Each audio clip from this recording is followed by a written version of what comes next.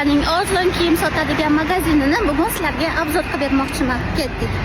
Hi guys, salom yaxshilar. Men 8 yildan beri faqat shu magazindan kiyinaman. Chunki bu magazinda kichkina razmerdagi kiyimlar juda ham ko'p. İlk kat bo'lishimdan oldin men postoyanno 48-50 kiloga chiqib tushib yurardim. Shuning uchun bu yerdagi kiyimlarning hammasi mos tushgan.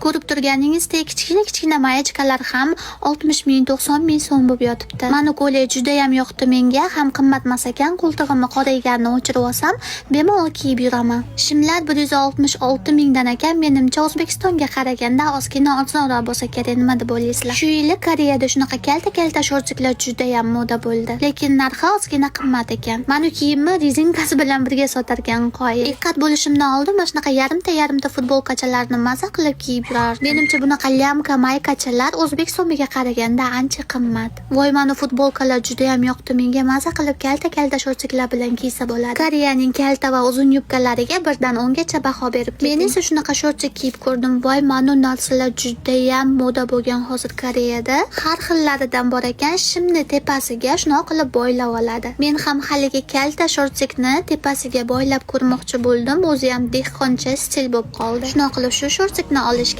qaror qildim. Nima deb o'ylaysiz, Koreyaning kiyimlari qimmatmi yoki osonmi?